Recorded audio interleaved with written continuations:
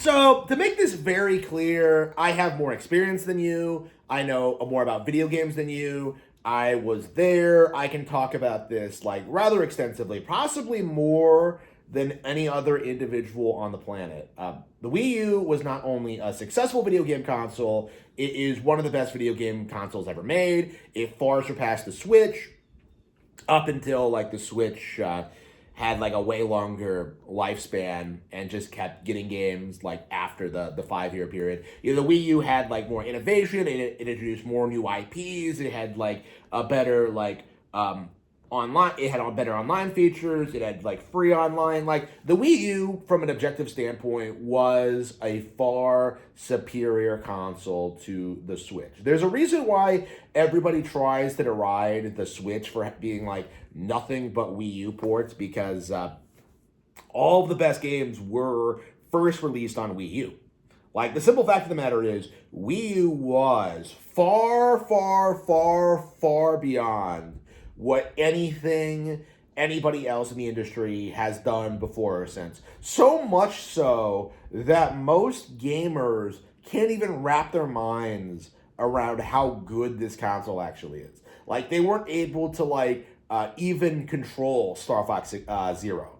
Okay, they didn't even know Tokyo Mirage Sessions existed. They never even heard of Devil's Third. They never played Fatal Frame 5. They never got to enjoy games like New Super Mario Bros. U, the single greatest 2D Mario platformer ever, until Super Mario Wonder took the crown like over a decade later. Like, the Wii U was a phenomenal console, but the problem with it, and the thing that I've started the entire channel for actually, was just that at the time, game journals had complete control over gaming coverage and the news cycle. So what would happen is that Nintendo would announce crazy new games, crazy new features for the hardware, and the community would be confused. Like, they announced the hardware, after months of speculation about them doing it, and the immediate reaction from the game journals was to create this weird narrative that like nobody knew whether or not it was a new piece of hardware or like an add-on or something. Like, they completely misrepresented this very obviously new piece of hardware. Meanwhile, like the Xbox One, which was objectively far more confusing, was announced and released with no issues, in spite of being overwhelmingly controversial. Like, the simple fact of the matter is that the Wii U was just this monumentally successful platform, this amazing thing that was just completely and utterly downplayed by a corrupt gaming industry. This was coming in after the massive success of the Wii, in which the community also rallied to try and downplay, and it came out just before the Nintendo Direct started really becoming popular around 2015. Like, before that point, the Nintendo Direct model was seen as like pointless and just kind of a waste of everyone's time. Why would anybody want to see video games when they could go on IGN and see what they have to say about the trailers? Ever since the introduction of the Nintendo Direct, and that's very specifically what happened, game journals have not had the ability to downplay Nintendo games live. Even in the hypothetical scenario in which Nintendo announces like Mario Tennis or something, and game journals try and come out and say like, oh, it's just another Mario Tennis game, don't buy this. Like, what ends up happening is that the audience still sees the game, they know it's coming out, like they go out and get it, and there's just nothing that journos can do to downplay it, right? It's this business model that led to like Tennis Aces becoming so successful. It's what led to games like Pikmin 4 being huge, Metroid Dread becoming huge. Like, Nintendo has the ability to just announce things directly to their audience, without getting filtered by game journals complaining about the graphics, or complaining about the games not being adult enough, or for not having voice acting, or for like being too not story driven enough, or not being as good as this as Gone Home.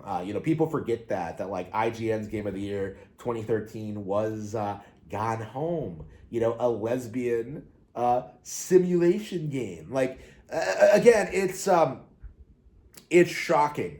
Shocking, shocking, shocking, shocking, shocking, shocking, shocking, shocking, shocking, shocking, shocking. The lengths people have gone to try and gaslight you into thinking the Wii U was a bad console. Because the simple fact of the matter is, people look back on that era and they see nothing but absolute gems.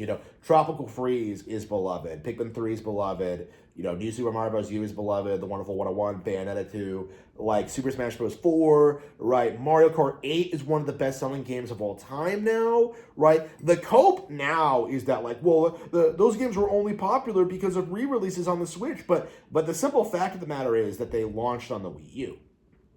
And they were developed for the Wii U, and they made money for the Wii U. The Wii U was successful throughout its entire lifespan, by the way. It only had one unprofitable year ever, and that was due to, I think the double whammy of the 3DS not doing as well as it should have at launch either. So, the issue was that this was the period of time in which Nintendo hate was at its peak prominence, in which you had people who grew up in the 90s, who grew up reading gaming journals, who believed all the game journal propaganda about how Nintendo only had Mario, Zelda, Pokemon, and never really branched out or understood what the company actually does, and had this weird idea that, the hardware was underpowered, or that the gamepad needed to justify itself, and that it had no third-party support, none of which was ever true. But, what we've seen since the Switch's release kind of demonstrates that the Wii U is the moment where Nintendo won the console war, specifically, not the Switch. Because what people don't understand about the Switch is that the third parties tried to do the same thing with the Switch, what they did with the Wii U, where they tried withholding third-party support. We still have not seen a COD on Nintendo hardware since the Wii U days. They tried to withhold third-party support. They tried to, pretend this console is underpowered and couldn't run these games, and that it wasn't successful, and that it wasn't a big boy console, and that it wasn't successful, right? They tried very hard to mean that in the reality, and what ended up happening was that Mario Kart 8 got re-released, Breath of the Wild got ported, Mario Odyssey got released, in this span of about 3 years, ending probably with Animal Crossing New Horizons release in 2020. Essentially Nintendo had conquered the entire gaming space. There's just nothing that the AAA space could do after that.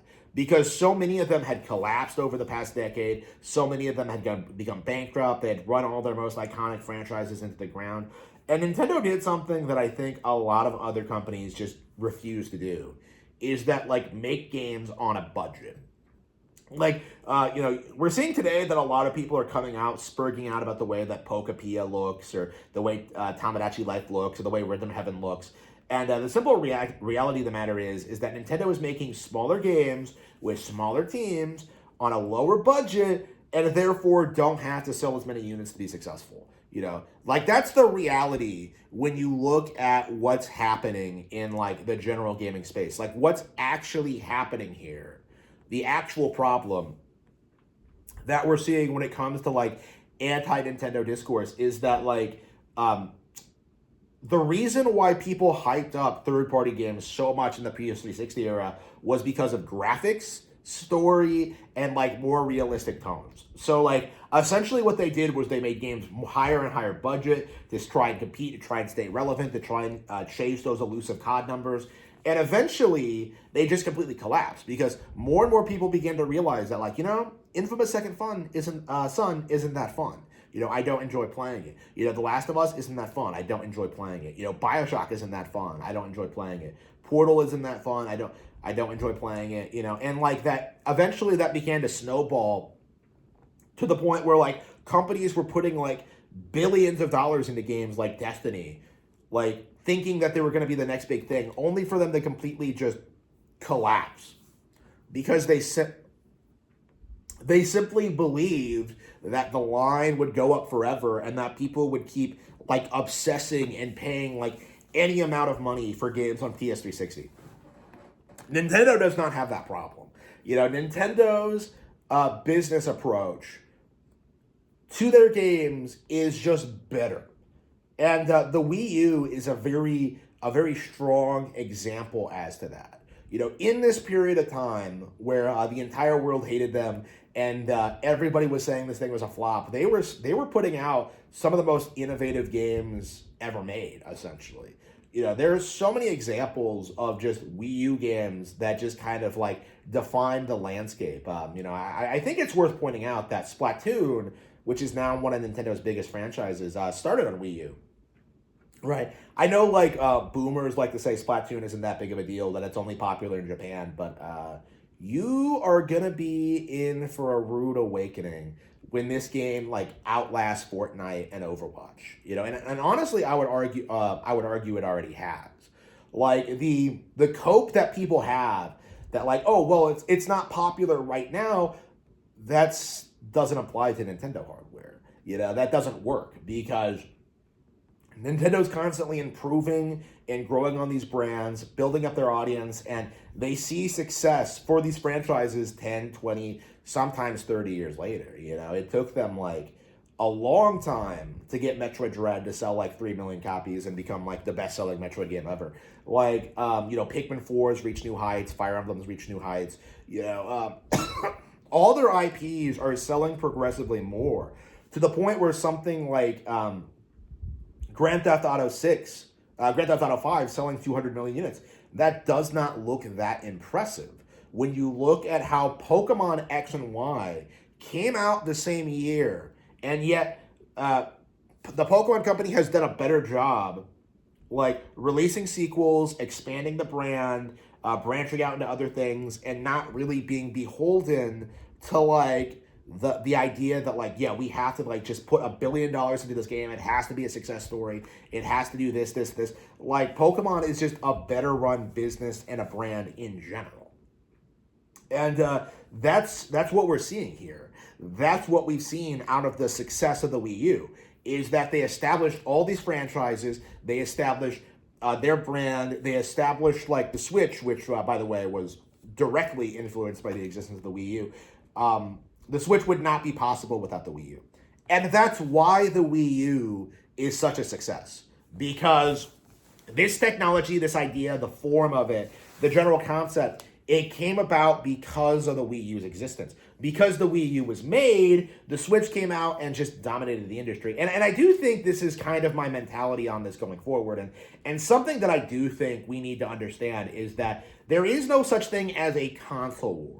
Like, nobody actually cares, like, what outperforms what, or what actually makes more money, or, like, what people like more. Like, the simple fact of the matter is, what actually matters is how successful the business is and how much, how well they're doing, and, like, how the business is going to be, how much money the business is going to be making long term. And the simple fact of the matter is, like, Sony and Xbox were pursuing short-term gains by like scamming people and like normalizing DLC, which drove away consumers and made people hate them. While Nintendo was building long-term trust with their consumers, with their high-quality products, with the decisions they've made, and making smart consumer decisions that has like cultivated customer loyalty throughout the decades. Like, the Wii U is why Nintendo is so successful, and this is why this console is such an instrumental part of the company's history, and is a defining example, I think, as to how the general gaming community has no idea what it's talking about. The Wii U was bigger and better than your favorite console.